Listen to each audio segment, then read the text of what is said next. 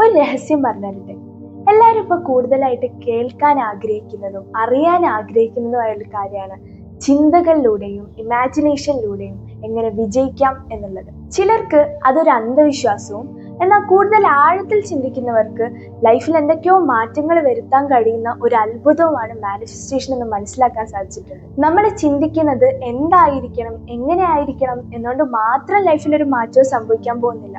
പകരം എന്ത് ചിന്തിക്കണം, എന്ത് ചിന്തിക്കാൻ പാടില്ല എന്നതുകൂടി നമ്മൾ അറിഞ്ഞിരിക്കേണ്ടതുണ്ട്. അതിനുവേണ്ടി എന്തൊക്കെ മാറ്റങ്ങൾ വരുത്തണം എന്ന് പറയുന്നതിന് മുമ്പ് ചിന്തിക്കുന്നവർക്ക് വേണ്ടി ആ ഒരു ചെറിയ രഹസ്യം ഞാൻ പറയാം. നമ്മുടെ ബ്രെയിനിന് കണ്ണുകൊണ്ട് കാണുന്നതും ഇമാജിനേഷൻ ചെയ്യുന്നതുമായിട്ടുള്ള കാഴ്ചകൾ തമ്മിലുള്ള വ്യത്യാസം മനസ്സിലാക്കാനുള്ള കഴിവില്ല. അത് തന്നെയാണ് നമുക്ക് കിട്ടിയ ഏറ്റവും വലിയ അനുഗ്രഹം എന്ന് പറയുന്നത്. അങ്ങനെയാണെങ്കിൽ നമുക്ക് വേണ്ടതെല്ലാം നമുക്ക് ബ്രെയിനിനോട് പറഞ്ഞോടെ. അതെങ്ങനെ പറയണം എന്ന് വെച്ചാൽ, ഒരു ഉദാഹരണത്തിന് നമ്മളൊരു കാറ് വാങ്ങാൻ ആഗ്രഹിക്കുകയാണ്. അപ്പോൾ ആ കാറിന്റെ കളറ്, ബ്രാൻഡ്, പിന്നെ നമ്മൾ ആ കാർ ഇങ്ങനെ ഓടിച്ചു പോകുന്നതൊക്കെ ജസ്റ്റ് ഒന്ന് ഇമാജിൻ ചെയ്ത് നോക്കി. അത് ഇന്ന സമയത്ത് നമുക്ക് കിട്ടുമെന്നുള്ളൊരു വിഷ്വലും നമ്മുടെ ഉള്ളിൽ വേണം. ആ സമയം തൊട്ട് നമ്മളെ ബ്രെയിൻ വിശ്വസിക്കുന്നത് ഇന്ന സമയത്ത് ആ കാറ് നമുക്ക് കിട്ടുന്നതാണ്. നമ്മൾ അതിലേക്ക് നടന്നു തുടങ്ങുകയും ചെയ്യും. ഇടയ്ക്കിടയ്ക്ക് നമ്മളെ കണ്ണുകൾ ബ്രെയിനിനെ അതിങ്ങനെ ഓർമ്മിപ്പിച്ചുകൊണ്ടിരിക്കുകയും ചെയ്യും. ഇത് തന്നെയാണ് റെഡ് കാർ തിയറി എന്ന് പറയുന്നതും. ബ്രെയിൻ മാനിഫെസ്റ്റേഷനെ കുറിച്ച് നമ്മൾ കേൾക്കാൻ തുടങ്ങിയപ്പോൾ മുതൽ അറിയുന്ന ഒരു സംഭവം തന്നെയാണ് റെഡ് കാർ തിയറി. ഇനി ഇതിലേക്ക് എത്തിപ്പെടാത്ത ആൾക്കാർ ആരാന്നറിയോ? നമുക്ക് കിട്ടണം എന്ന് ആഗ്രഹിക്കുന്ന കാര്യങ്ങൾ നമ്മളെ കൺമുന്നിൽ കണ്ടാൽ പോലും നമ്മൾ പറയുന്ന ചില വാക്കുകളുണ്ട്.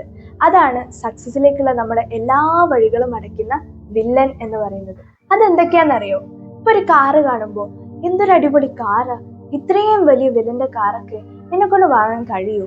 അല്ലെങ്കിൽ ഒരു വീട് കാണുമ്പോൾ ഇതുപോലുള്ള വീടൊന്നും ജന്മത്തിൽ എനിക്ക് പണിയാൻ കഴിയില്ല. ഇങ്ങനെയൊക്കെയുള്ള നെഗറ്റീവ് കൊണ്ട് സ്വപ്നങ്ങൾക്ക് മീതെ ഡെക്കറേറ്റ് ചെയ്ത് നടക്കുന്നവർക്കാണ് ലക്ഷ്യങ്ങൾ നേടാതെ പോകുന്ന ചിന്തകൾ ഉണ്ടാവുന്നത്. തീർച്ചയായും നമ്മൾ ആഗ്രഹിച്ച് നമുക്ക് നേടാനാവുന്നുള്ളത് ഉറപ്പാണ്. പക്ഷെ അതിനുവേണ്ടി നമ്മൾ മാറ്റിയെടുക്കേണ്ട കുറച്ച് കാര്യങ്ങളുണ്ട്. ബ്രെയിൻ മാനിഫെസ്റ്റേഷനെ കുറിച്ച് ഞാൻ പറയണമെന്ന് ആഗ്രഹിച്ചപ്പോൾ തൊട്ട് അത് ഏറ്റവും സിമ്പിളായിട്ട് നിങ്ങളിലേക്ക് എങ്ങനെ എത്തിക്കാം എന്നായിരുന്നു ഞാൻ ചിന്തിച്ചത്. അതിലേക്കുള്ള ആദ്യപടി ഞാൻ ഇന്നാണ് എടുത്തു വെക്കുന്നത്. ഇനിയുള്ള എൻ്റെ വീഡിയോസിൽ ഞാൻ നേരത്തെ പറഞ്ഞു നിർത്തിയ നമ്മൾ മാറ്റിയെടുക്കേണ്ട കുറച്ച് ശീലങ്ങളില്ലേ, അതിനെക്കുറിച്ച് കൂടി പറഞ്ഞ് ബ്രെയിൻ മാനിഫെസ്റ്റ് എന്ന ആ വലിയ വാതിൽ തുറന്ന് നമുക്ക് ഒരുമിച്ച് സഞ്ചരിക്കാം.